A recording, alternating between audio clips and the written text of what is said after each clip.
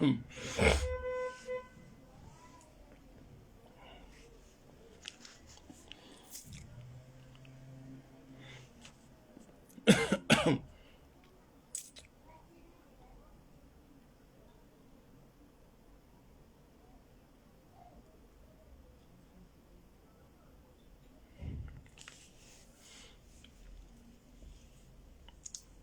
Allah.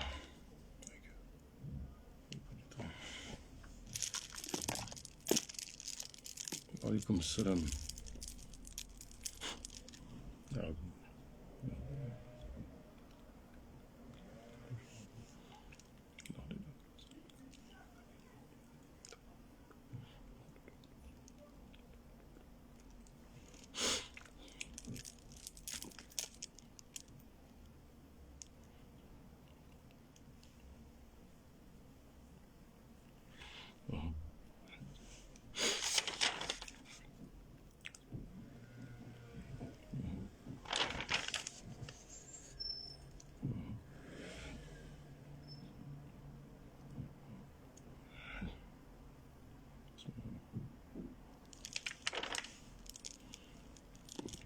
Alaykoum salam.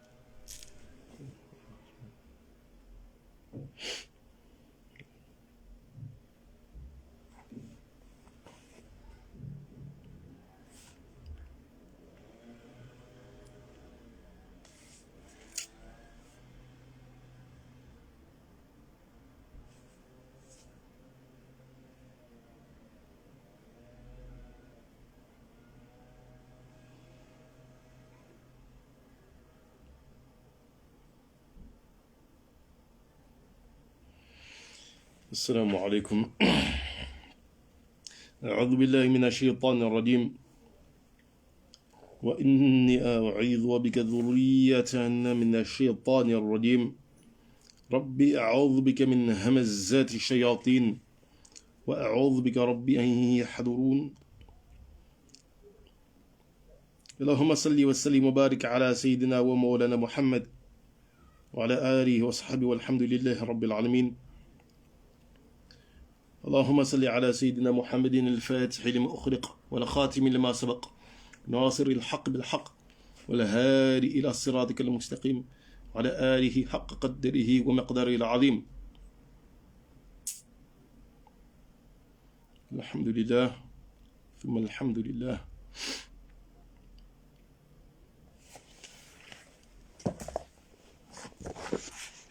On avait terminé la semaine dernière en abordant certaines questions de mariage.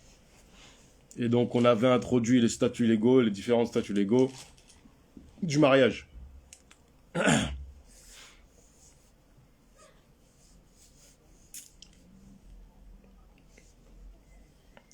Les statuts légaux du mariage qui étaient la base, le mandoub. On a vu même qu'est-ce qui faisait que le mariage était installé. Quelles sont les premières raisons qui établissent le statut légal du mariage. Les finalités, entre guillemets, qu'on pouvait voir, savoir la loi, préserver sa chasteté, avoir des enfants, renforcer, agrandir la ummah du prophète Mohammed sallallahu alayhi wa sallam.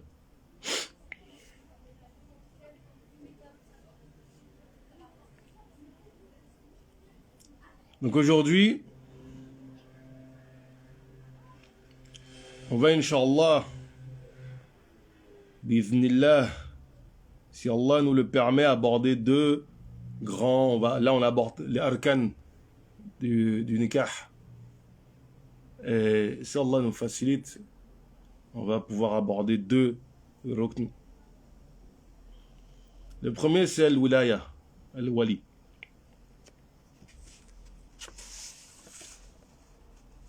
Effectivement, l'auteur de la Muqaddimat al-Azziya a dit قالوا الإمام أبو الحسن المالكي الشاذلي نفع الله به وبعلومه وأول له أركان الأربعة. Donc il y a 4 piliers, 4 éléments pour un nikah. الأول الولي فلا يصح العقد بدونه. La première des choses, c'est que, en ce qui concerne le madhhab maliki, on considère que le mariage n'est pas valide, le contrat n'est pas valide, s'il n'est pas acté par un wali. Un wali, c'est-à-dire, pour le traduire en des termes beaucoup, on va dire en français, traduit pour faire une bonne traduction française, ce sera en fait un tuteur. Ici, quelqu'un qui a la responsabilité, qui défend, pour dire défend les intérêts d'une certaine manière. Alors je le dis tout de suite, il y a des choses quand même que je ne vais pas dire parce qu'elles ne sont pas traitées dans la Muqaddimat al-Azziya. Et j'espère, Inch'Allah, que quand on va finir ce bab avec la Muqaddimat al-Azziya, qu'on va refaire le bab avec les Qawani al-Faqiyya de Ibn Juzay, radiyallahu anhu, parce qu'il y a beaucoup plus de détails, et parce que j'estime qu'il est extrêmement important que les gens aient accès avec une certaine facilité au savoir qui concerne le mariage. Parce que beaucoup de problèmes que reçoivent nos machir ou des toulab, à savoir nous-mêmes souvent, sont des problèmes des fois qui sont dus à l'absence de connaissances sur ce chapitre. Que des mensonges circulent et comme on l'avait dit la dernière fois, on va de temps en temps tirer à balles réelles, à boulet rouge, sur certaines constructions que les gens ont établies autour d'un nikah, en mentant sciemment d'une façon ou d'une autre. Donc,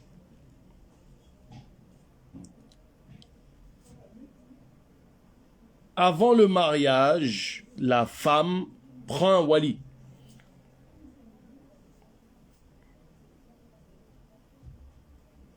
Avant le mariage, la femme prend un wali. Ce wali qui lui...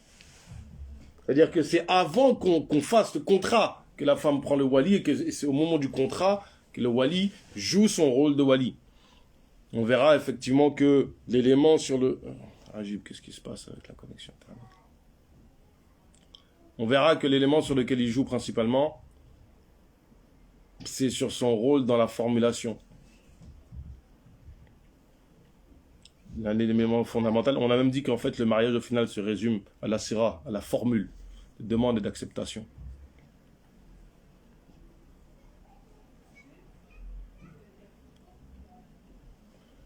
Le contrat n'est pas valide sans lui, que ça soit pour la bikr, que ça soit pour la fayyib. Premier terme technique, al-bikr, parce qu'il va souvent revenir. Al-bikr, dans la terminologie du madhhab maliki, c'est la femme qui n'a jamais été mariée. C'est la femme qui n'a jamais été mariée, qui n'a jamais consommé son mariage.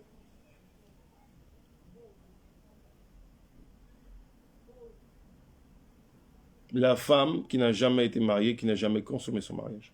Il est possible que dans le urf, bikr et femme vierge, c'est-à-dire femme qui n'a jamais, dont l'hymen n'a pas été, je dirais que c'est percé, ou je ne sais pas c'est quoi le terme exactement, mais qui n'a pas perdu son hymen, il est possible que dans le urf, ça soit synonyme. Dans ce cas, en fait, en fonction du urf, ça peut avoir des impacts sur certaines questions, comme le khiyar.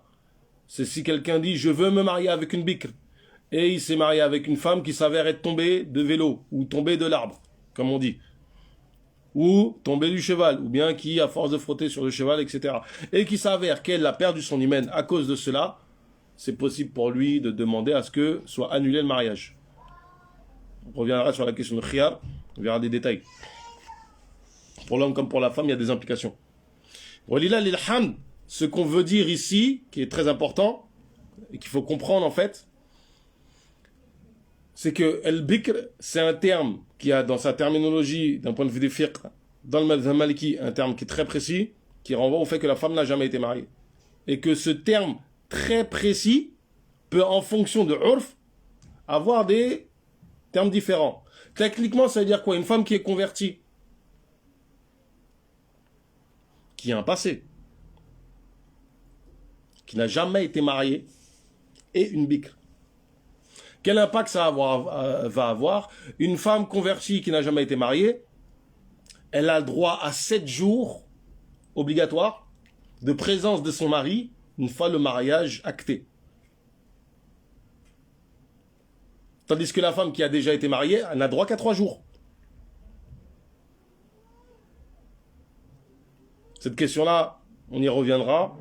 Notamment, elle a un impact dans le cas de Mutazawwaj, quand un homme a plusieurs femmes. Donc un homme, par exemple, a déjà une femme, il se marie avec une bikr. Cette bikr a droit à 7 jours. Et donc ces 7 jours-là, la première femme ne peut pas exiger que son mari soit équitable, parce que dans ces 7 jours-là, c'est 7 jours qui sont à la femme. Et l'équité commence avec les femmes après ces 7 jours. Elle ne peut pas rattraper ces 7 jours. Ces 7 jours, ça ne lui appartient pas.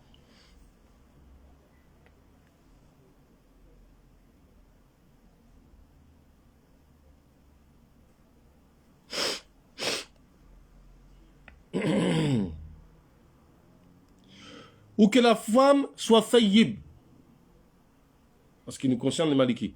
Qu'elle soit fayyib, c'est-à-dire qu'elle ait déjà été mariée, mais consommer le mariage.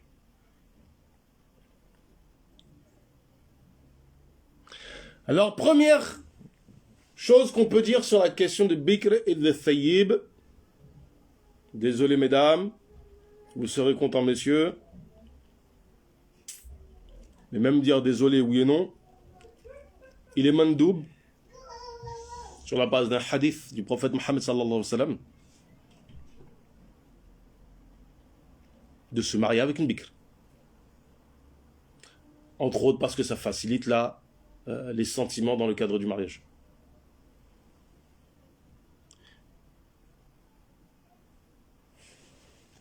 Alors, question, c'est le délai avec lequel le mari doit rester avec sa femme après le mariage, si j'ai bien compris. En fait, si vous voulez vraiment qu'on essaie de transposer certains concepts qu'on utilise aujourd'hui pour comprendre cette question de 7 jours ou 3 jours, ben mettez dans votre tête que ça serait l'équivalent d'une lune de miel. C'est-à-dire, en fait, qu'est-ce que l'homme, le temps que passe l'homme avec sa femme, une fois le contrat acté. C'est un temps qui est obligatoire de donner à sa femme. Rappelez-vous, je ne sais pas si je l'avais dit, mais il n'est pas obligatoire à l'homme, même si c'est une seule femme qu'il a, d'être constamment avec elle. Ce qui est obligatoire, c'est d'être avec elle tous les 4 jours. Un homme qui est marié avec une seule femme, la femme ne peut exister la présence de son homme que tous les 4 jours. C'est même double, quand on n'a qu'une seule femme, d'être tout le temps avec elle. C'est-à-dire de lui donner tout le temps, tous les jours, d'être présent à la maison. C'est pas obligatoire, c'est mandoub. Donc la situation actuelle que la plupart d'entre nous vivons, les hommes, nous sommes dans une situation de recommandation. Vivre en permanence dans le même foyer avec sa femme, qu'on n'a qu'une seule femme, c'est mandoub. C'est pas obligatoire. Ce qui est obligatoire, c'est d'être présent tous les 4 jours.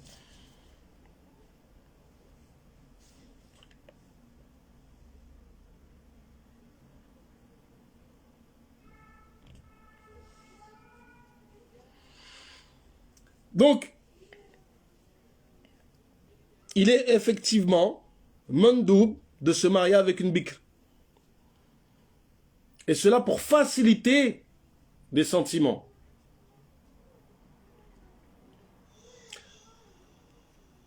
On revient sur ce qu'on disait la semaine dernière.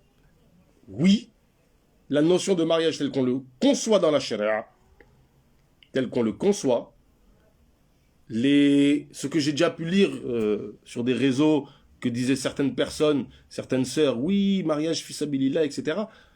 On ne dit pas que c'est mal. On vous dit juste, oui, et. Il s'est marié nafsi nafsi parce qu'il voulait juste avoir une belle... Oui. Et c'est une bonne chose. Il n'y a aucun mal à ça. Celui qui critique ça, critique quelque chose dans la charia, sachant que ça se base sur un hadith du prophète Mohammed sallallahu alayhi wa sallam qui conseille de se marier avec une bikr. Il dit à quelqu'un, marie-toi avec une bikr, qui va t'aimer, que tu vas aimer. Qui va illuminer ton visage et tu vas illuminer son visage. Donc, celui qui critique le fait qu'un homme puisse désirer se marier avec une femme plus jeune, enfin, pas forcément plus jeune, mais avec une bikr, a critiqué quelque chose qui est présent de façon claire, factuelle, évidente dans la charia et qu'on retrouve dans les madhhab de manière claire et évidente. C'est-à-dire que ce que je dis, c'est textuellement écrit. C'est des nusos, c'est des paroles qui sont rapportées de ulama. Là, par exemple, j'ai devant mes yeux l'Adawi qui dit en tanbihah dans la hashia kama yandabu nikahu yandabu an takuna al-mar'ata al-bikran. C'est aussi simple que ça. Je rappelle que l'une des finalités que je cherche à faire justement dans ces lives est de rétablir un certain nombre de vérités qui ont tendance à être désagréables pour certains, etc. Donc oui, il n'y a aucun mal à ce qu'on ait une vision qui consiste à dire oui. C'est-à-dire que ça déconstruit par exemple l'idée que certains ont lorsqu'ils parlent de certains sujets qui a tendance à titiller les égos des uns et des autres. Oui, bon, on se marie à une deuxième, troisième femme parce que c'est en temps de guerre, parce que c'est pour faciliter les sœurs, parce que, etc., parce que y a des femmes qui sont veuves, parce qu'il y a des femmes qui sont divorcées. Non. Tu peux très bien être un homme, tu as 4 femmes, toutes les 4 ce sont des bikrs. Tu es dans le cadre d'une mandoub, il n'y a aucun souci, parce que tu veux que tes 4 femmes t'aiment, qu'elles n'aient connu que toi. Et ça facilite en fait l'amour dans le cadre du mariage.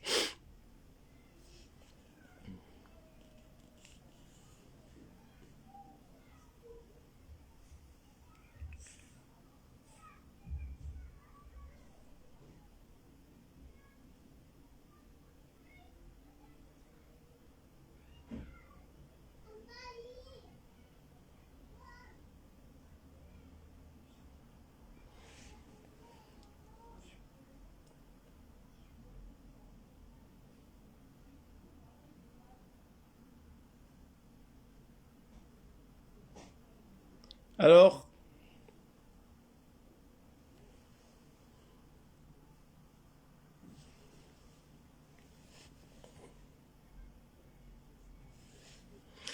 la question en fait, c'est que, en ce qui nous concerne, parce que la question qui est posée enfin c'est pas une question, une remarque qui est faite sur Facebook de contextualiser en fait ces vérités. En l'occurrence, ce qui se passe, c'est plutôt l'inverse. C'est-à-dire qu'on rabaisse des éléments, des recommandations dans la charia. En méprisant ou en rabaissant des hommes qui voudraient faire des choses qui sont conformes à la charia. Bien sûr, je comprends très bien qu'on parle de personnes qui n'ont pas de connaissances et qui font n'importe quoi souvent. Il s'agit d'appliquer la charia. On m'a raconté des histoires d'hommes qui voulaient rétablir la sunna de la polygamie, nanani nanana, blablabla, quand on me raconte les histoires, je dis, moi, c'est pas la polygamie le problème, c'est que le mec ne connaît pas le chapitre du mariage, ça n'a rien à voir avec la polygamie, le souci. La connerie qu'il a fait, il peut la faire avec une seule femme. Il n'a pas besoin de 2, 3, 4 femmes pour faire une telle connerie. C'est-à-dire que mettre sur le dos une pratique conforme à la charia, quelque chose qui ne relève pas de cette problématique-là, Ninja, oui, en fait, je l'ai sous-entendu, je ne l'ai pas dit clairement. C'est-à-dire que lorsqu'on parle de femme qui a perdu son hymen,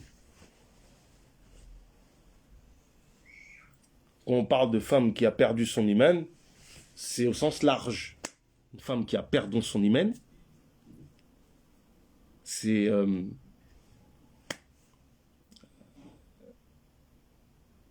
si elle n'a pas été mariée, une bikr. Quelle que soit la façon, elle a perdu l'hymen. La question est, est-ce qu'une femme qui a fait zina et qui s'est repentie, est-ce qu'elle reste bikr? Oui. Tout à fait. Elle reste bikr, dans tous les cas de figure.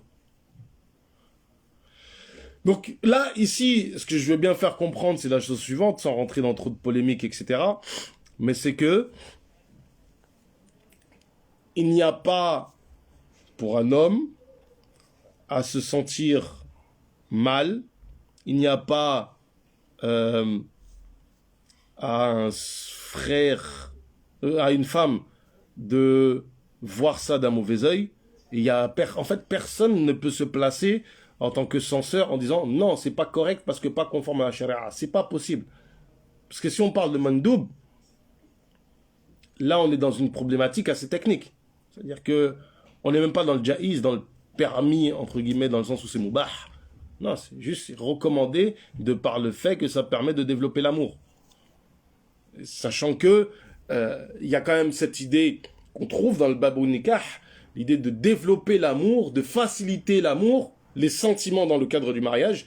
Et on verra que les choses justement qu'on met en avant ou qu'on recommande de faire pour faciliter les sentiments dans le cadre du mariage sont souvent des choses critiquées aujourd'hui. L'endogamie, le fait de se marier avec une femme qui n'a pas connu d'homme. Alors évidemment, bikr n'implique pas forcément une femme qui n'a pas connu d'homme. Comme on fait la remarque, est-ce que bikr ça peut être une femme qui a fait zina et qui s'est repentie?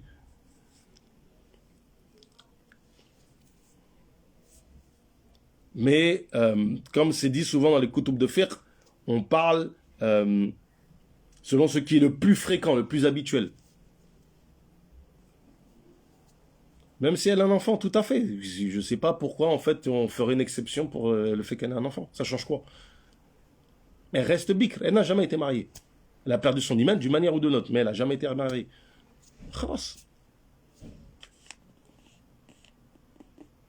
Ça peut impliquer aussi le cas de sœurs qui ont été violées. Je sais que le Hamas à Gaza avait fait tout un travail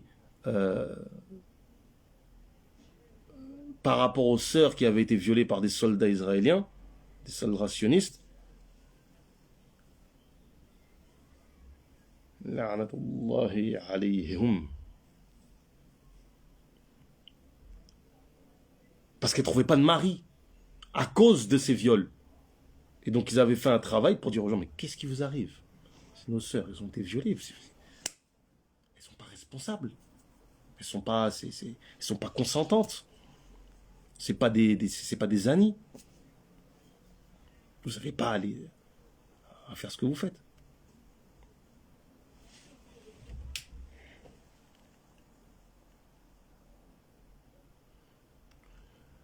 Alors, al-wali wa qisman. Les walis sont de deux catégories, deux sortes.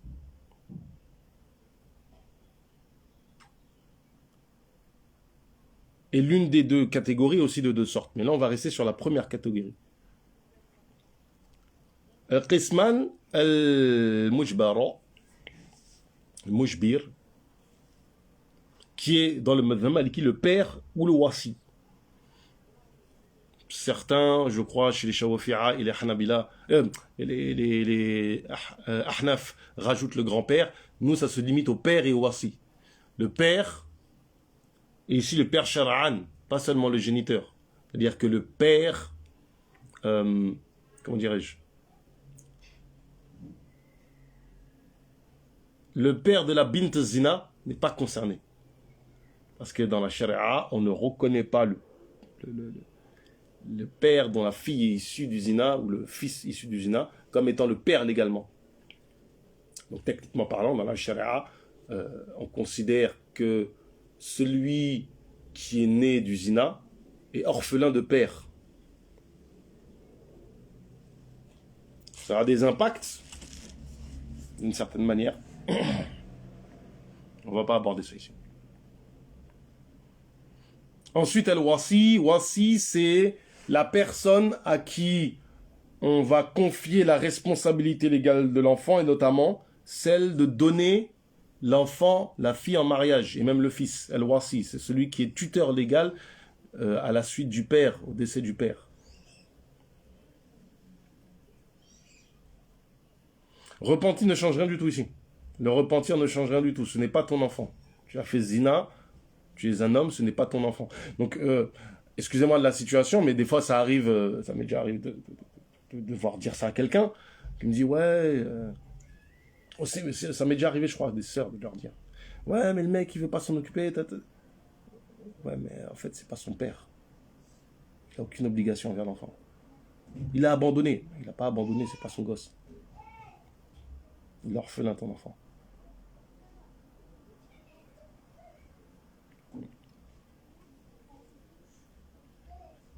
Certains ont expliqué certaines notions justement par rapport à ça, mais c'est pas l'endroit. Alors, le wali mujbir, qui est-ce? On l'a dit, c'est le père, c'est le wasi. Et le wasi, c'est très très précis, c'est-à-dire qu'il y a des conditions. Il faut que soit le père, avant le décès, ait dit, écoute, tu la maries à un tel. Donc en fait, il lui transmet la wilaya. Autre chose, il lui dit,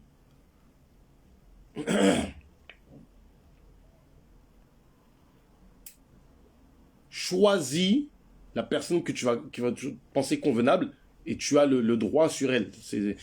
En gros, il lui transfère son rôle à lui. La différence entre le wasi et le wali, le père, va être dans le fait que le wasi ne pourra pas marier la fille, la bikr, avec un homme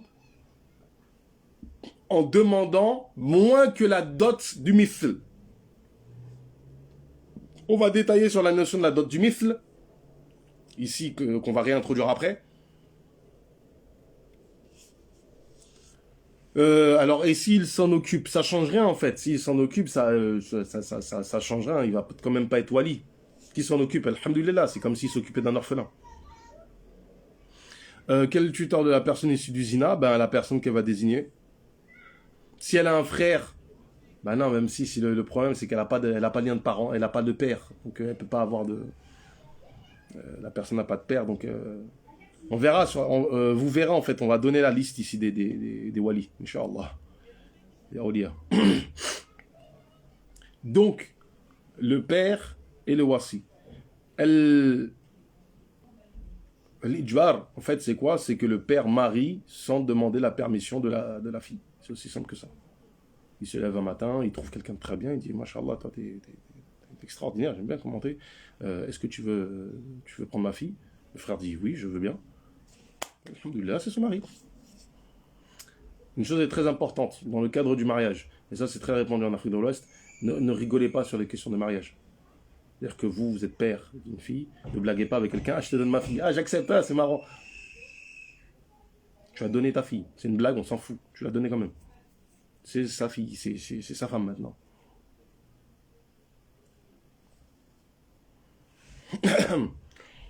On ne rigole pas. Sous le coup de l'énervement, ça ne change rien du tout. Le mariage, la formule, lorsqu'on est wali mujbir, on peut marier très facilement sa fille juste par la formation. Donc, il faut faire attention. C'est extrêmement dangereux.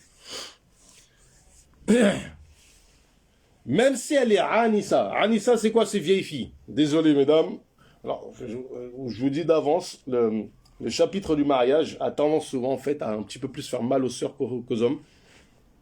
Parce que des fois, on a une vision un petit peu très légale, en prenant en compte, en fait, les coutumes. Et donc, forcément, ça a tendance, en fait, à acter des choses qui sont dites comme misogynes, etc., etc.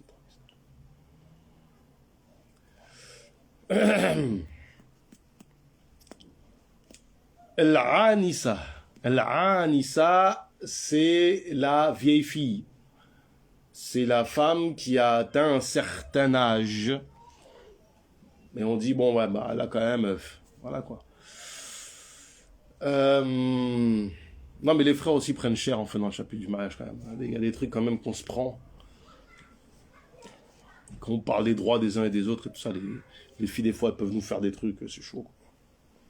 Tu dis idiote à ta femme, elle va porter plainte. T'es un petit peu dans galère, quoi.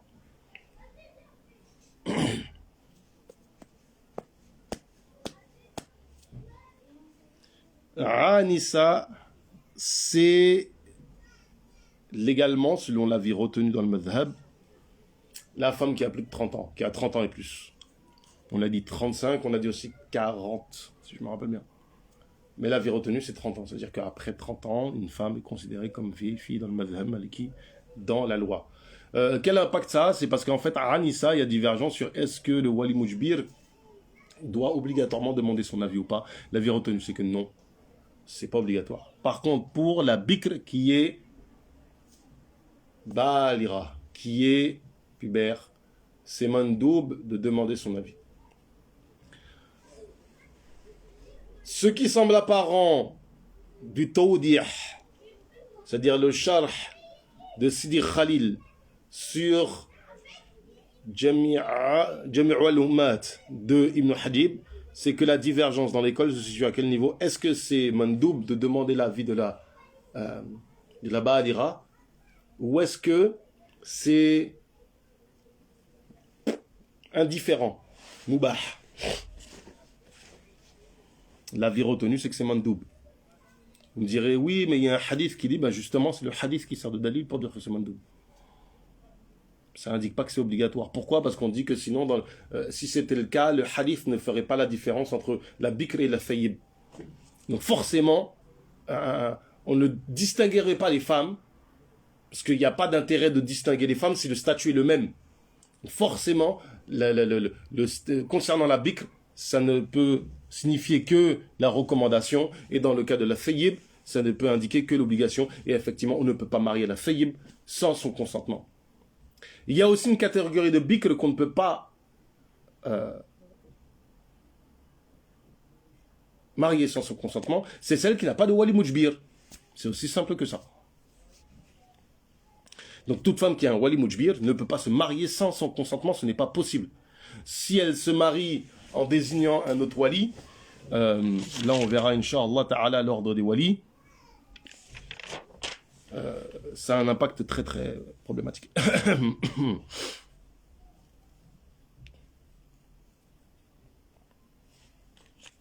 Je crois qu'on va rester que sur le wali, on n'aura même pas le temps de faire la sadaqa en fait.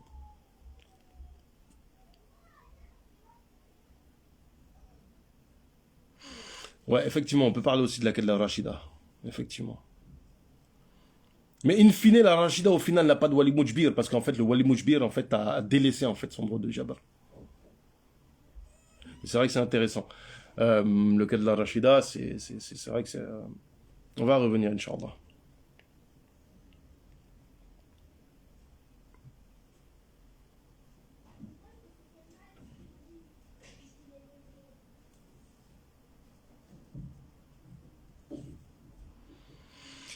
Alors,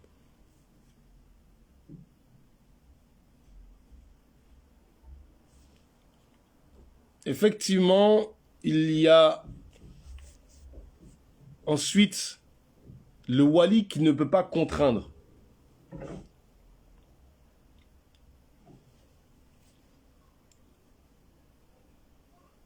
En fait, non. On ne va pas passer tout de suite sur ça. Il y a aussi le cas de la fayyib, mais qui est encore impubère, sahorat.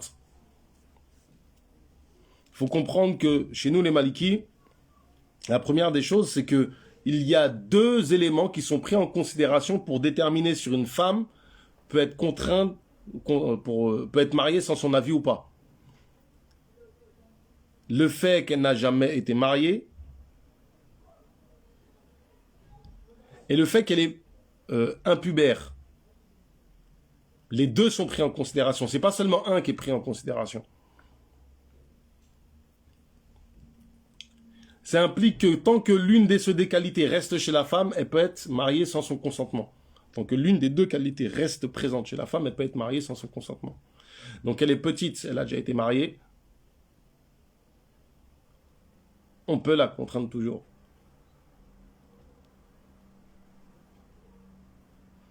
À l'inverse des Ahnaf, où la femme, on ne peut plus la contraindre à partir du moment où elle est devenue Ba'alira.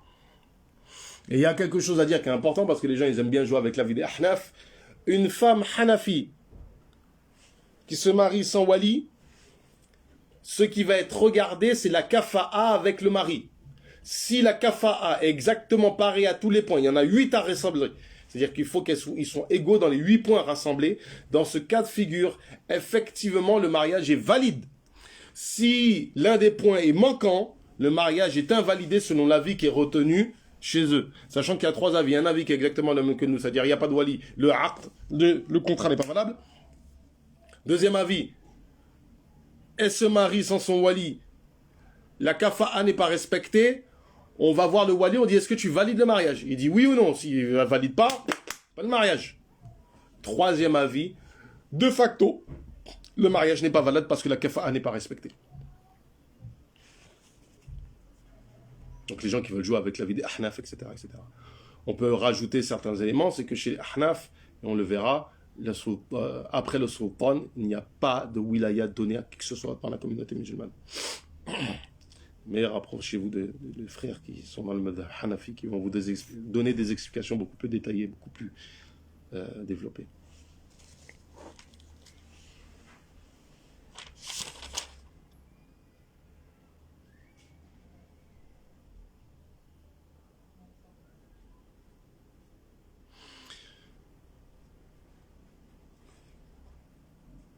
On peut aussi rajouter quand même parmi les wali mujbir le maître, l'esclave.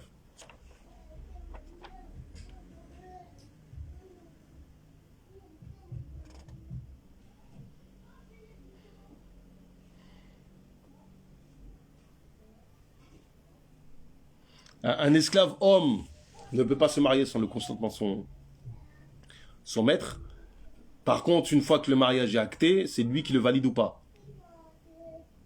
Dans le cas de la femme, on annule le mariage, quoi qu'il advienne, même s'il est d'accord, le maître.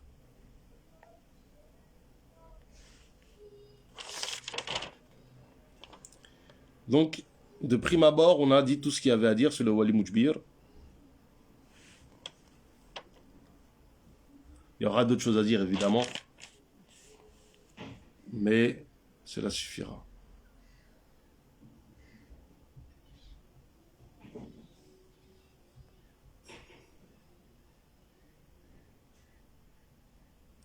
Alors,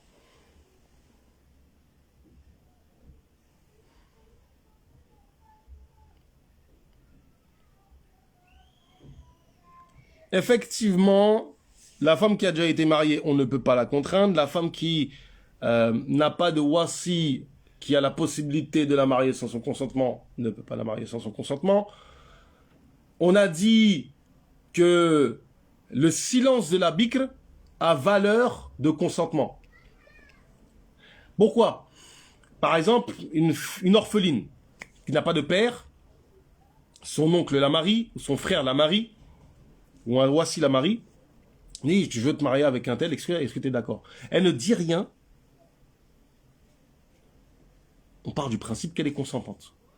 Le fayyib, par contre, c'est obligatoire qu'elle doit exprimer son consentement. Ce qui est intéressant ici, c'est pourquoi est-ce que les fuqaha, ils ont expliqué la différence entre les deux en disant, en fait, l'autre, elle est timide. C'est normal. L'autre, elle connaît la chose. Donc, normalement, en fait, elle n'a pas à être timide de la même manière.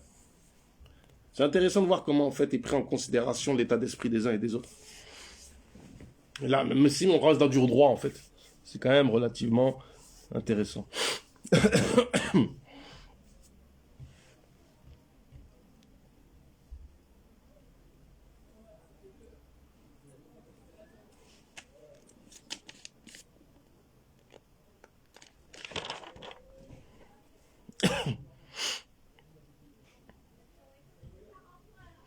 Donc, évidemment, chose importante, il y a un cas intéressant qui est le cas de la Rachida. La Rachida, en général, on ne le voit pas. C'est un cas qui est assez spécial. C'est le cas de la femme dont le wali mujbir, père ou wasi, estime que cette fille est apte à être responsable d'elle-même et donc soit va l'exprimer par la parole. Ça, c'est une chose qui est évidente, c'est clairement dit dans les textes, en disant oui, tu es responsable. Et certains ont avancé, et c'est comme ça que c'est compris, et je l'ai compris avec les gens, avec les professeurs avec lesquels j'ai étudié, notamment certains m'ont plus indiqué cette manière de voir les choses, qui est, à partir du moment où il s'est comporté d'une certaine manière et que dans les habitudes, on comprend que il lui a donné le rushd, qu'elle est responsable d'elle-même, elle a ce statut-là. Comment, à partir de quoi? C'est dans la façon, sur la question des dépenses. C'est-à-dire le fait de lui laisser gérer ses biens. Par exemple, faire des courses, dépenser en fait son argent elle-même. Parce que si on estime qu'elle est capable de faire des contrats, faut bien comprendre ici la logique, parce qu'on est on est dans le premier bab des mu'amalat. Même si c'est le contrat nikah qui est le plus proche des ibadah, comme on disait la semaine dernière, eh ben, il faut bien comprendre que ça reste un contrat. C'est pour ça, par exemple, que certains vous disent, oui, il faut comme condition pour se marier avec une deuxième ou troisième femme, il faut l'accord de la première. Ben, posez-leur la question, mais est-ce qu'il faudrait l'accord de ma femme pour que je puisse acheter du pain? Ou que je puisse acheter, je sais pas, un t-shirt? Non, évidemment, personne n'aurait, ça passera à personne de dire ça. Il y a des frères qui fonctionnent, ils ont ce adab-là vis-à-vis de leur femme, de ne pas acheter quoi que ce soit, j'ai déjà vu des frères comme ça, sans demander leur consentement de leur femme. C'est tout à leur honneur, il n'y a pas de souci, ils fonctionnent comme ça, il y en a d'autres qui ne fonctionnent pas comme ça, il y en a même qui considèrent que c'est un manque de virilité, mais c'est pas le sujet. Mais la base, c'est qu'on n'a pas à demander son autorisation. Et bien en fait, ici, c'est un contrat. Et donc ce contrat-là, une tierce personne qui n'a strictement rien à voir avec le contrat n'a pas à intervenir.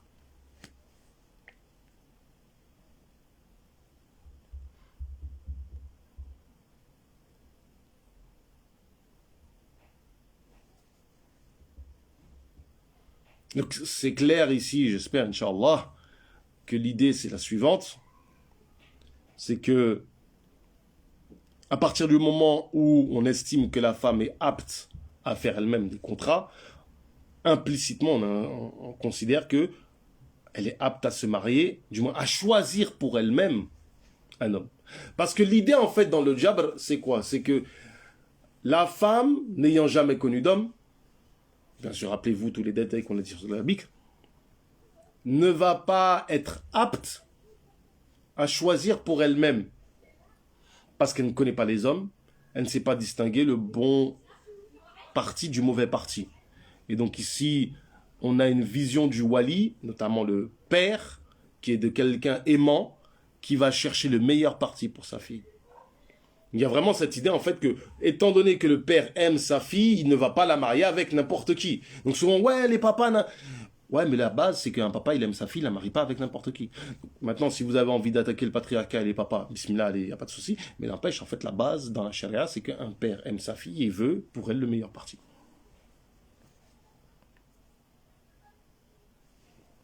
C'est quelque chose qui est vraiment pris en compte, hein. Vraiment considéré. Cette chose-là est prise en compte. Donc le père est vu comme celui... Voilà.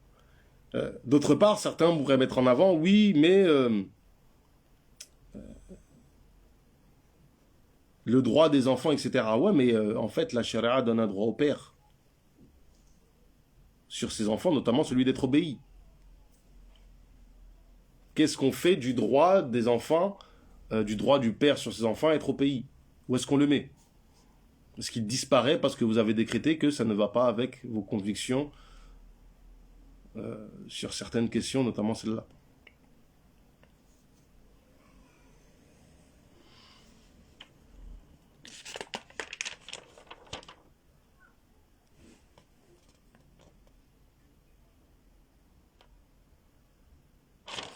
Donc, la Rachida, c'est la femme à qui on a laissé la possibilité de faire elle-même ses contrats. C'est la femme qui, au final, est un petit peu comme la fayyib, entre guillemets. On considère qu'elle peut choisir pour elle-même, étant donné qu'elle peut choisir pour elle-même, bah, on ne peut pas lui imposer quoi que ce soit.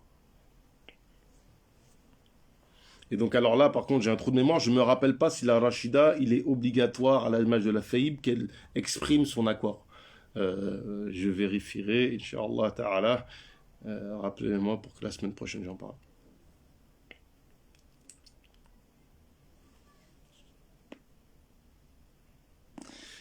Alors, l'ordre des walis.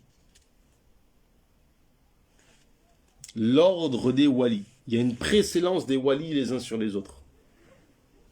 Évidemment, le père. Le père. Alors ici, c'est important de comprendre que le wali mujbir, père ou wasi, personne n'a droit de passer devant lui. Le contrat est de facto invalide.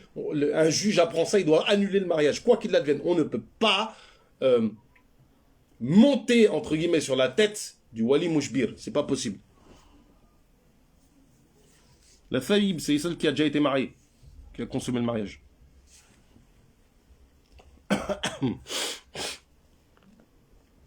Impossible.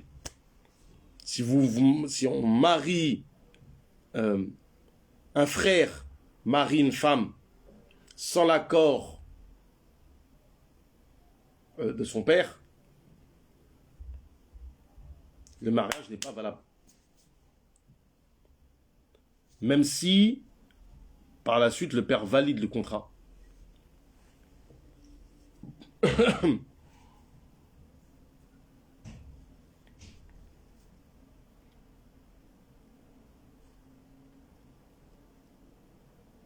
Vient ensuite le fils. Chose étonnante, une femme qui a un fils qui est pubère, il a préséance sur ses oncles et même sur son grand-père. Il a même préséance sur le père de la fille, en fait. En réalité. L'avis retenu dans l'école, c'est que le fils a préséance sur son grand-père, donc sur le père de sa mère, pour marier sa mère. Vous comprenez bien que vous allez en Afrique, vous faites ça, on vous jette à la mer. C'est inenvisageable que vous le fassiez, c'est juste pas possible. Parce qu'on estime que vous ne pouvez pas le faire. Mais, Shara'an, c'est comme ça.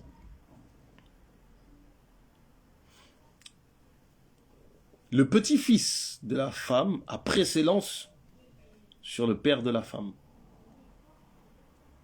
Bien sûr, ici, c'est une évidence qu'on parle du cas d'un wali, non mujbir.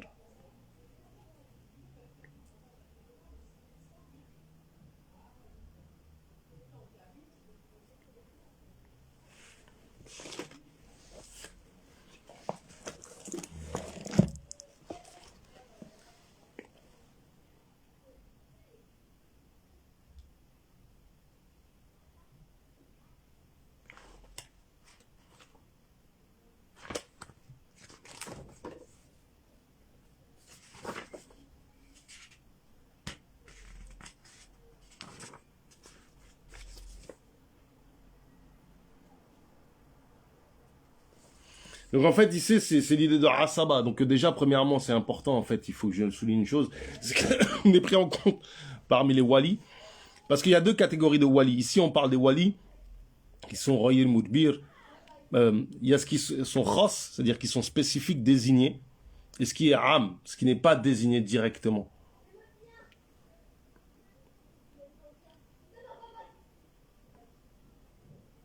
Donc la Asaba, c'est quoi La Asaba, c'est le lien, c'est les membres humains. Je crois apparemment dans le droit romain on parle de Ania. C'est les hommes auxquels nous sommes liés par des hommes. C'est important la notion de Asaba parce qu'elle a un impact en fait dans les hudud, c'est pas dans les hudud, plutôt dans le qisas. C'est-à-dire que une femme ou un homme, les hommes de leur famille, par lesquels ils sont liés par des hommes. Mon oncle, qui est le frère de mon père, mon frère, qui est le fils de mon père,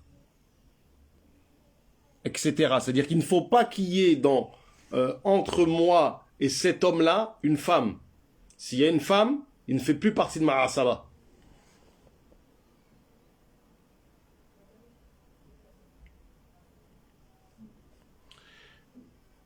C'est parce que le fils est plus proche, la question en fait sur Insta, c'est est-ce que c'est parce que la femme est fayyib que le fils surpasse le père. Non, c'est parce que le fils est plus proche que le père de la mère. Du moins, le fils est plus proche de la femme que le père. C'est pour cela, en fait. Parce qu'en fait, ici, ce qui est respecté, c'est l'ordre de proximité. Al-aqrab.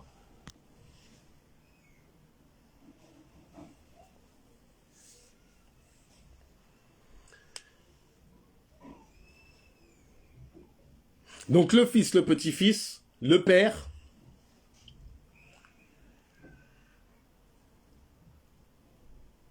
le frère de la femme, son neveu à la femme, c'est-à-dire le fils de son frère,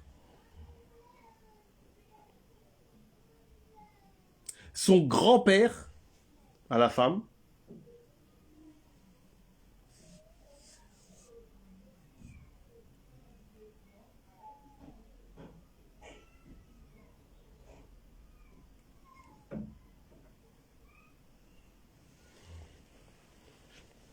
c'est-à-dire que le grand-père par le père de la femme.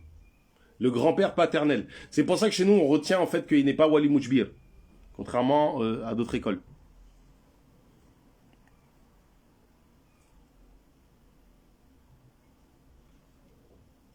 Ensuite, l'oncle paternel et le cousin paternel. On reprend. Fils, petit-fils de la femme, père de la femme, frère de la femme par son père. Le fils de ce frère, ce neveu-là, le neveu de la femme, qui est lié à la femme par le frère de la femme qui est lié à la femme par le père de la femme. Son grand-père paternel, c'est-à-dire le père de son père, son oncle paternel et les fils de son oncle paternel. Sachant que les fils de son oncle paternel sont des ajnabis. C'est-à-dire c'est des gens avec qui ils peuvent se marier. D'ailleurs, c'est un cas que je ne veux pas aborder tout de suite ici, une mas'ala que je ne veux pas aborder ici, qui, je l'espère, si l'occasion se présente, quand on fera Qawan al-Fiqhiha, on va aborder. Et je ne veux pas l'aborder ici pour des raisons pratiques, parce que je crains que les gens qui suivent ou écoutent fassent n'importe quoi, étant donné que déjà ils ont du mal à comprendre les questions liées au mariage. Clairement, en fait, dans le chapitre du mariage, il y a des choses qu'il, des fois, est préférable d'enseigner dans un certain cadre. Pour ne pas que la fitna se répande, parce que les gens feraient n'importe quoi. C'est un petit peu ce que une sœur sur Facebook faisait remarquer. Des fois, il faut contextualiser les choses, parce qu'effectivement, il y a certaines choses, si on les laisse circuler comme ça, les mecs vont faire n'importe quoi, notamment avec les sœurs converties.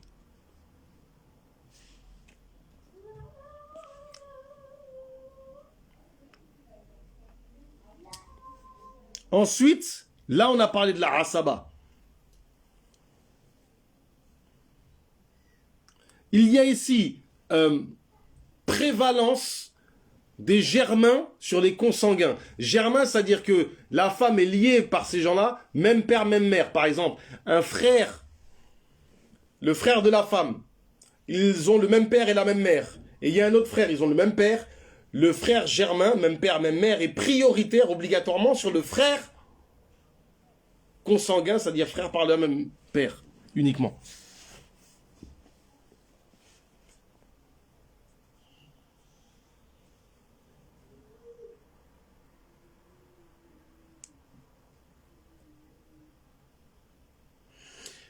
Il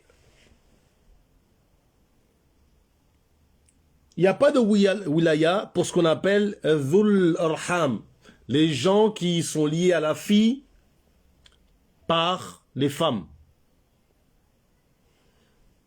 C'est-à-dire les utérins.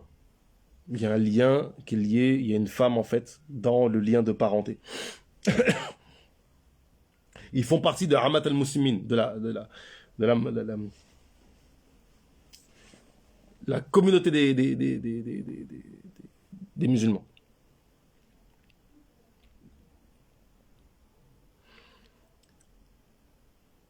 Vient ensuite al-Mawla. Al-Mawla, c'est celui qui a affranchi une esclave. Celui qui a affranchi une esclave, cet esclave-là n'a pas tous les gens, membres de la famille que j'ai cités, ou bien ce sont des koufars, parce qu'on verra sur les conditions de la wilaya que le fait d'être musulman est obligatoire, sauf dans un cas, le cas du maître avec son esclave. Et donc celui qui a affranchi une esclave, eh ben, il vient, c'est lui qui est prioritaire pour marier cette esclave. Wa kafil, un kafil, c'est un petit peu le parrain. Par exemple, il y a ici une question qu'on posait sur le cas d'un père, d'un homme qui a fait zina et qui a eu un enfant avec une femme et qui l'a élevé. Il aura le statut de kafil, le statut de celui qui l'a pris en charge, qui s'en est occupé, le statut de parrain, entre guillemets. Et bien, en fait, il va devenir prioritaire à ce moment-là. C'est lui qui va la marier. En tant que kafil. Il ne peut pas être wali mouchbir, même si c'est son père génétique, mais il aura ce rôle de celui qui va marier. Et c'est celui qui, pareil, qui a éduqué, et en fait, on le considère comme ça parce qu'on se dit, il aime cet enfant. Et le fait qu'il aime cet enfant, on a une garantie, entre guillemets, qu'il va bien jouer son rôle et qu'il va bien préserver ses droits.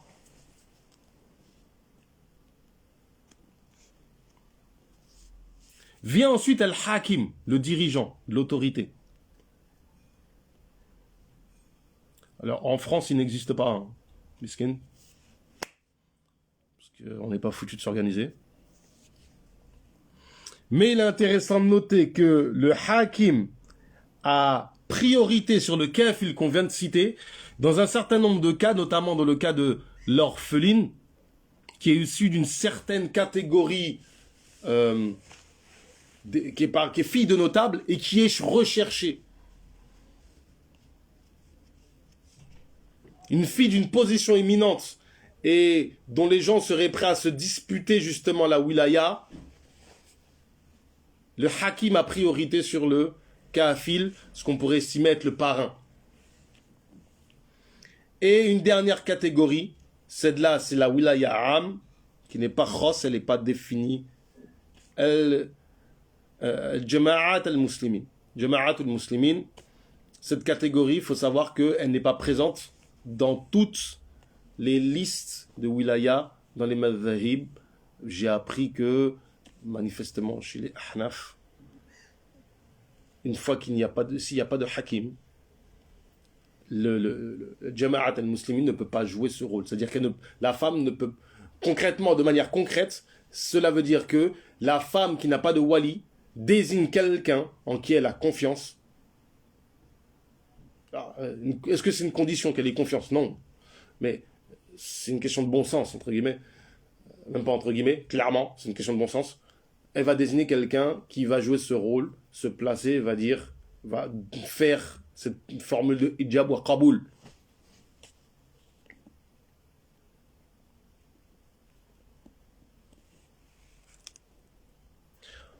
ويشترط في الولي شروط منهما انتفاق الدينين فلا يزوج الكافر المسلمة ولا المسلم الكافرة إلا أن تكون أمتها أو معتوقنته فإنه يزوجها. Non, elle ne garde pas la pêche, elle se marie elle-même. Elle est responsable de sa propre personne. Sachant que de base, en fait, il y a une divergence, est-ce que c'est une condition de validité pour eux, etc. On reviendra sur le fait que les Ahnaf, il y a une divergence sur ça. Notamment dans certains cas. Les implications que ça. Le fait qu'on prenne Mura'atul Khilaf, le fait qu'on prenne en compte la divergence, qu'est-ce que ça implique? Ça implique par exemple que alors, arrêtons-nous là, c'est peut-être important de le dire avant de même passer en fait à la question des conditions. Le mariage à la mairie. Le mariage à la mairie, en ce qui nous concerne Maliki, c'est pas un mariage. Ça, c'est quoi? C'est au mieux du mieux, c'est une déclaration officielle devant les koufars. Nous sommes mariés. Au mieux. Au mieux, on peut le considérer comme ça. Au pire, et j'en ai discuté avec au moins un frère en disant, mais il y a un problème quand même avec le mariage à la mairie, parce qu'en fait, il y a Tardim al-Koufr en leur attribuant une fonction qu'ils n'ont pas à avoir sur nous. D'où on se préoccupe de ce qu'ils pensent de nos couples, déjà, c'est quoi le problème. Euh, Il y a le fait qu'il y a des Tardim al-Koufr dans le fait que c'est une cérémonie qui remplace une cérémonie religieuse à l'origine. Parce que le mariage à la mairie, il faut comprendre que c'est une cérémonie républicaine qui remplace la cérémonie religieuse de l'église. Le fameux article de loi qui met en prison, je crois pour 6 mois ou 1 an, quelqu'un qui marierait quelqu'un sans l'autorisation, sans être passé par des autorités républicaines, il faut bien comprendre qu'il ne concerne pas les musulmans à la base. Ça n'a strictement rien à voir avec nous, ça se base sur le droit canon des chrétiens. Parce que dans le droit canon, en fait, c'est le prêtre qui marie. Nous, ça n'existe pas ce concept-là. Si on voulait transposer dans le droit français la façon dont on conceptualise, nous, l'idée du mariage, pour faire de manière concrète, ça serait une forme de concubinage validée par un père. C'est comme si quelqu'un va chez un père, il dit moi, j'ai des rapports avec votre fille. Vous êtes d'accord? Oui, je suis d'accord. Donc, je vois pas, en fait, comment on pourrait ramener quelqu'un devant un tribunal en disant vous avez marié un tel. Moi, je me retrouve dans une situation pareille, je vais rigoler. Franchement, j'aimerais bien même me retrouver dans un tribunal et qu'on me dit que j'ai marié un tel ou un tel. Je dis, mais vous êtes malade ou quoi? J'ai marié personne, moi. Qu'est-ce que vous racontez? On va ramener les textes, etc. Ça devrait être marrant d'ailleurs de ramener un texte de Khalil avec ses commentaires en fait dans un tribunal, je sais pas moi, enfin c'est plus cité maintenant, enfin bref, je sais plus comment il s'appelle le tribunal là, Porte de Saint-Ouen, et de citer du Khalil en fait pendant le cours, pendant le procès, et à côté de citer des textes de l'art français. Je pense que ça devrait être très cocasse et très marrant. Mais ce qui se passe dans le cadre du mariage républicain, ce qui se passe à la mairie, pourrait être valide au moins chez les Ahnaf, du fait que c'est une femme qui se donne un mariage à un homme. Et ça pourrait être valide. Et le fait que ça pourrait être valide chez eux impliquerait que nous, on devrait rompre le mariage par le biais d'un juge, évidemment, mais ça serait reconnu comme un mariage, donc ça serait une rupture par divorce. Qu'est-ce que ça veut dire, ce que je dis? Ça implique que le mariage qui a été fait à la mairie, étant donné que autant au niveau de la formulation qu'au niveau des conditions de mariage, notamment le fait d'avoir un wali,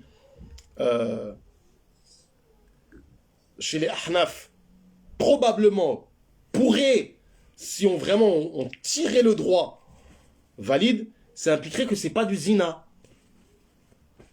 Donc les enfants ne sont pas des ibn zina, bintu zina, que comment dirais-je, il y a héritage, etc., etc. Comprenez bien ce que je veux dire. Je dis pas d'aller se marier à la mairie. Si vous me posez la question, je vous dis non. Déjà, en fait, ça sert à rien. Et il y a plus de chances qu'on se rapproche du macro que du... J'ai entendu dire que certains machir disaient que c'était mandoub à cause de certaines règles, de certaines choses. Mais quand on voit en fait leur argumentation, on dit ouais, mais en fait, vous parlez d'une situation qui n'existe pas en France.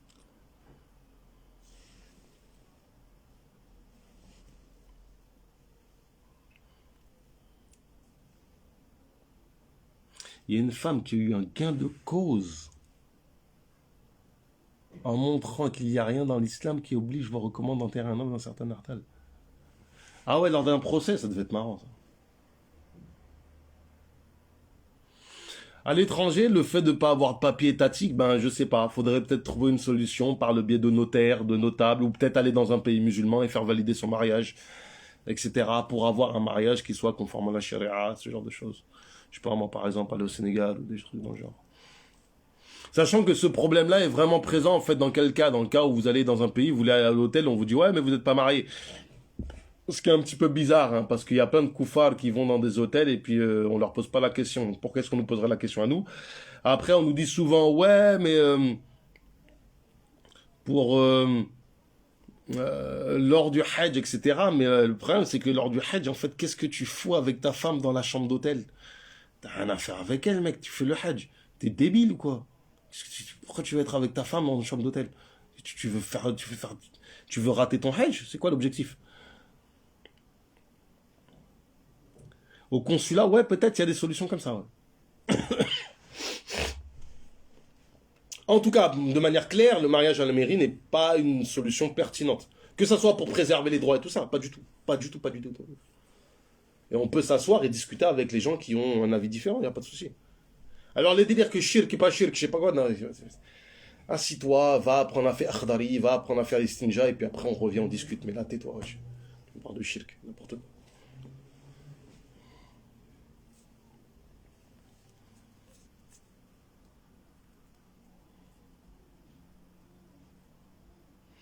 Pareil, peut-être qu'on y reviendra, qu'on parlera du fait d'avoir plusieurs femmes, mais en France, dire ouais, la polygamie, c'est pas possible, je suis entier. Je vous réponds, je suis entier. Venez pas me dire la polygamie, c'est pas possible. Je vais vous raconter des histoires chez nous, vous allez tomber par terre. Car c'est officiel, deuxième, troisième bureau, officiel, tout le monde le sait.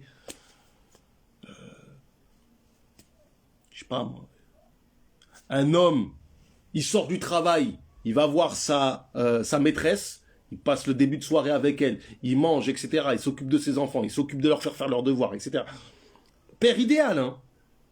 Tac, il rentre ensuite à la maison, pareil. Même situation, hop, repas, nanani. C'est-à-dire que le mec, en fait, mange 2 fois tous les soirs. Il s'occupe parfaitement de tout le monde. Donc, venez pas me dire que c'est pas possible en France. C'est juste qu'en fait, vous savez pas de quoi vous parlez. Mais vraiment, hein.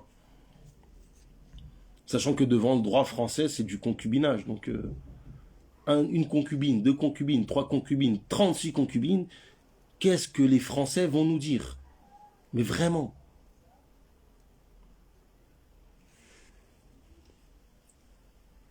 Mais vraiment, c'est juste aberrant de venir dire ouais, mais c'est pas possible en France. Non, c'est pas possible parce que soit t'as pas les épaules, t'as pas les finances.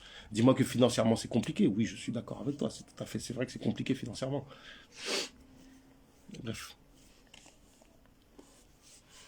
Donc parmi les conditions, le fait que le wali soit musulman pour marier une musulmane.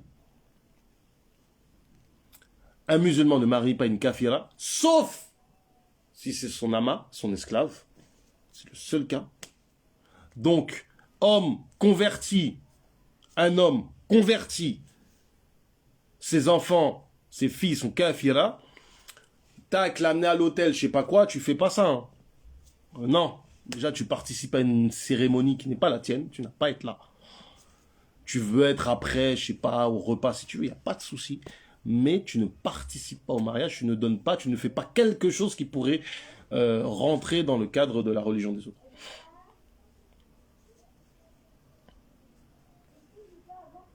Inversement, une fille convertie, papa, kafir, non.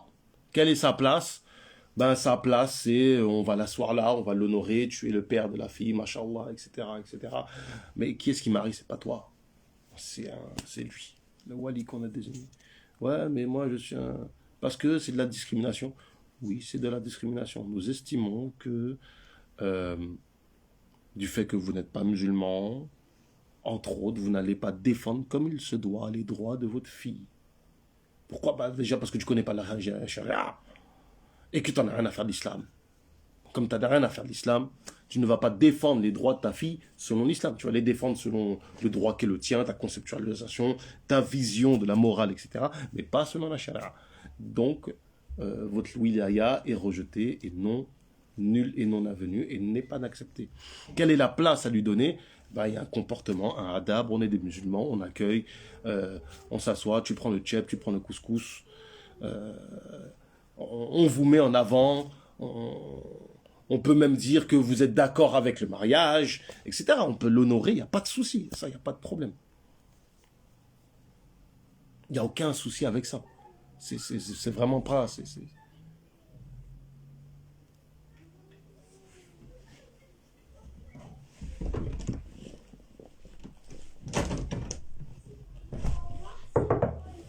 Passe-moi le chargeur, là, s'il vous plaît.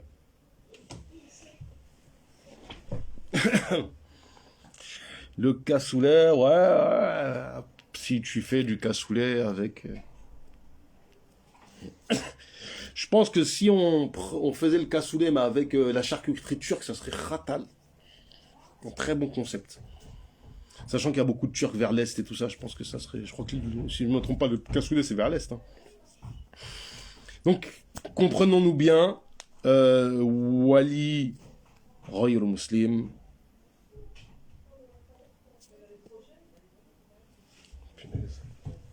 Le chargeur, s'il vous plaît.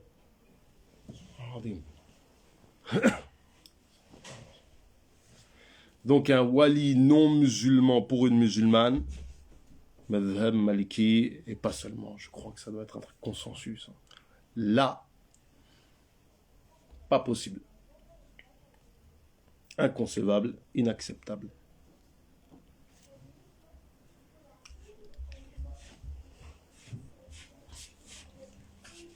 Non, non. Prends-moi l'autre fil là. Le grand fil, il y en a un qui est juste là.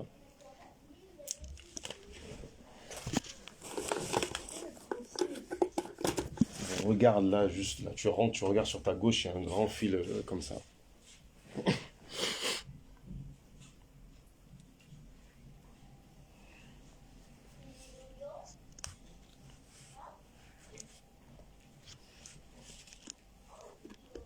On abordera le cas justement, des choses intéressantes sur comment ça se passe par les cas. Ou pas garder en mode garder en bitin. Garder, regarde sur ta gauche. Excusez-moi.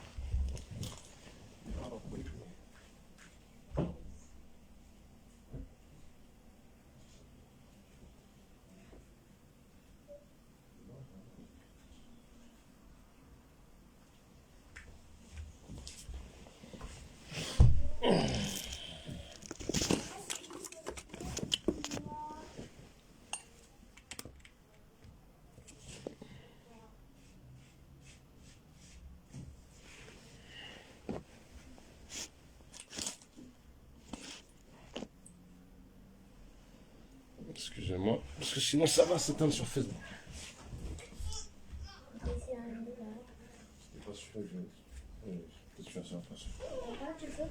Chut. Non, non, non, je suis occupé là.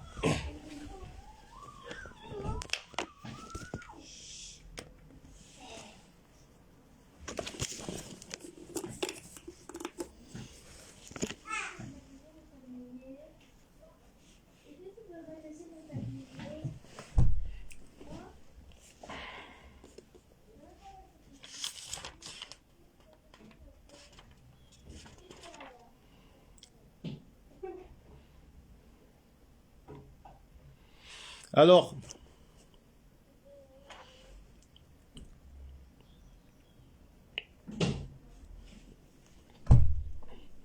dans le cas où c'est son esclave, ou même son affranchi, il pourra la marier. Donc le wali, pour son affranchi, peut la marier.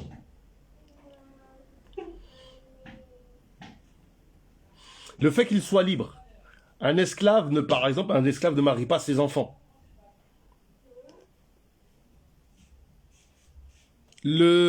المكتب المدبر والمعتق بعضه يفسخ ما عقده ولو بعد الدخول ولها المهر بالمسيس.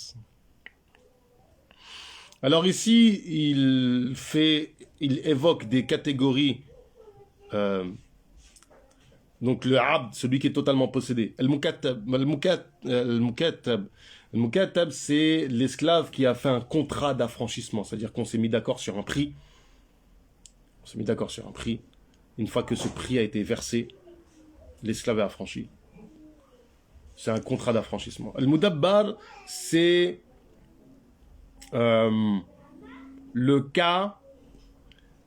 C'est un type d'affranchissement, mais c'est un affranchissement en fait a posteriori. C'est-à-dire que je dis, une fois que je serai décédé, tu seras libre.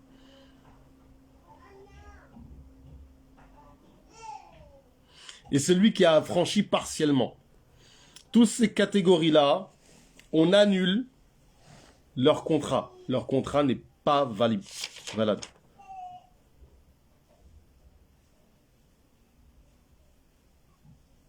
Et même si, wala barda d'khul, même s'il y a eu consommation et même si c'est longtemps après.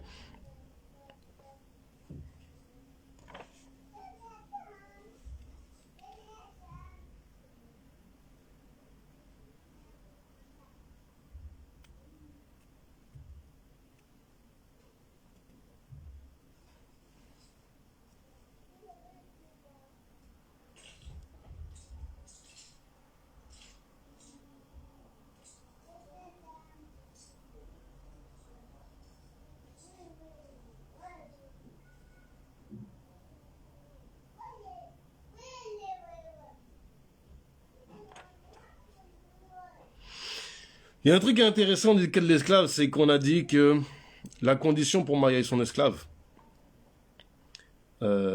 qui n'est pas qui est kafir, c'est que cela se passe en dar al-Islam. C'est une condition qui a été mise en avant.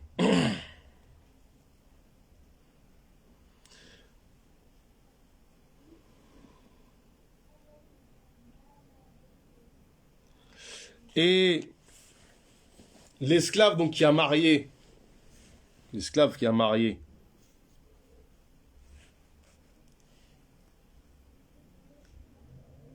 donc les catégories d'esclaves qu'on a évoquées qui ont déjà marié quelqu'un, donc manifestement c'est pas du zina, parce qu'il faut abroger le mariage. La question que je me pose c'est est-ce qu'on abroge, est-ce qu'on fait un fasr ghayru talaq? Et ça j'ai pas ça en tête, faudrait que je vérifie.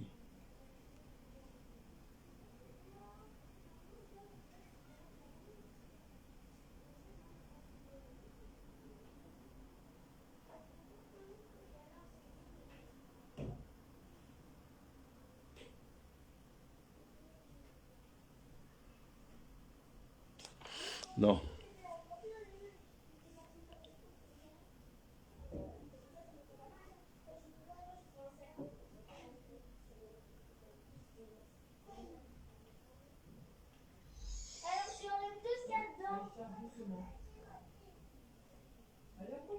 Il faudra que je vérifie cette question. Alhamdulillah. Et donc, même s'il y a eu consommation du mariage, la dot évoquée lors du contrat, la dot qui a été évoquée lors du contrat, sera reversée à la femme parce qu'il faut comprendre que dans le cadre d'une consommation de mariage, on ne laisse pas la femme, comment dirais-je, il y a eu consommation. Soit l'hymen a été pris, ou soit il y a eu jouissance, on a joui de la femme. Cela mérite compensation. Alors, quand plusieurs fois on reviendra sur cette question-là, notamment quand on va faire le mahr, le sadaq, lorsqu'on fera justement cette question de la dot. Encore une fois, on devra déconstruire un certain nombre de visions concernant la dot. En l'occurrence, effectivement, c'est que c'est une compensation pour la jouissance. Entre autres. Principalement d'ailleurs.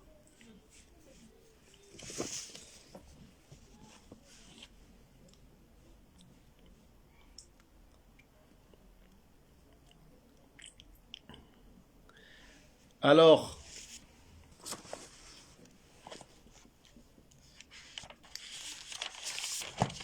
on a rajouté à cela comme condition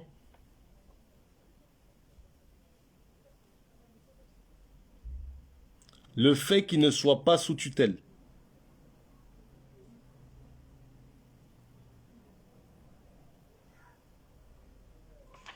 Le wali ne doit pas être sous tutelle. Soit parce qu'il est ce qu'on appelle safi, c'est-à-dire qu'il a un petit peu couillon, si vous voulez, un petit peu crétin.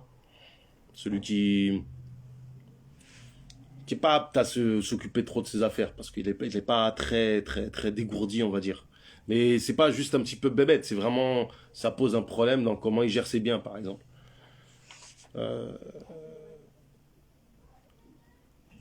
celui qui est sous tutelle ne peut pas marier sans l'autorisation de son tuteur.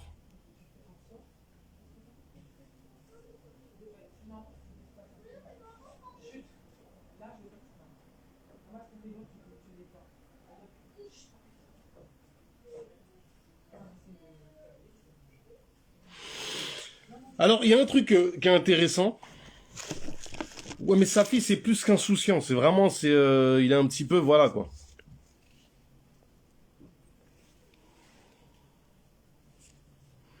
Je pensais pas que cette question-là était déjà traitée ici, en fait, dans le Hashia. Je vais conclure sur cette histoire, sur cette affaire-là, en fait, qui est intéressante pour le cas de la kafira, parce qu'en fait, on reviendra dessus sur le cas du fait qu'on peut se marier avec une kitabi, ou même pas forcément qu'une kitabi, mais une kitabi qui vit en Dar el-Islam et qui n'a pas de wali.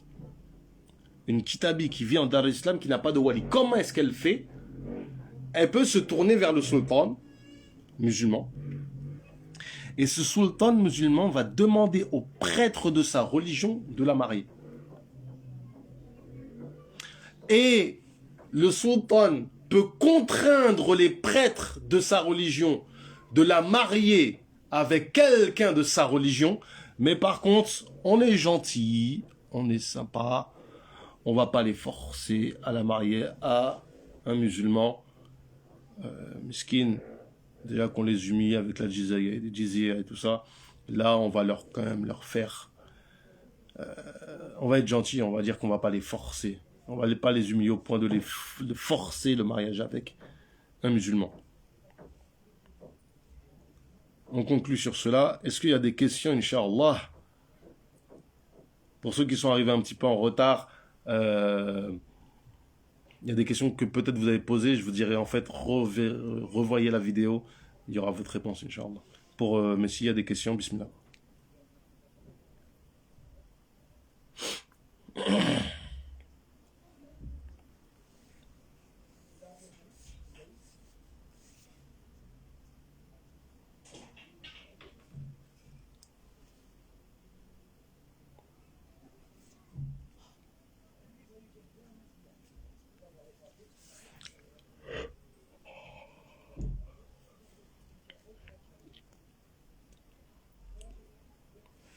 Bon, mais s'il n'y a pas de questions, Rabbi zidna ilman wa amalan wa adaban wa fahma.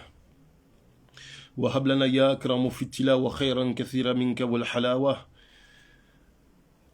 اللهم نسألك إيمان لا يرتد ونعيما لا يرفد وقرة عين لا تنقطع ومرفقة نبيك سيدنا محمد صلى الله عليه وسلم. اللهم صل على سيدنا محمد الفاتح لما أخرق والخاتم لما سبق ناصر الحق بالحق والهادي إلى صراطك المستقيم وعلى آله حق قدره ومقداره العظيم. سبحان ربك رب العزة عما يصفون والسلام على المرسلين والحمد لله رب العالمين.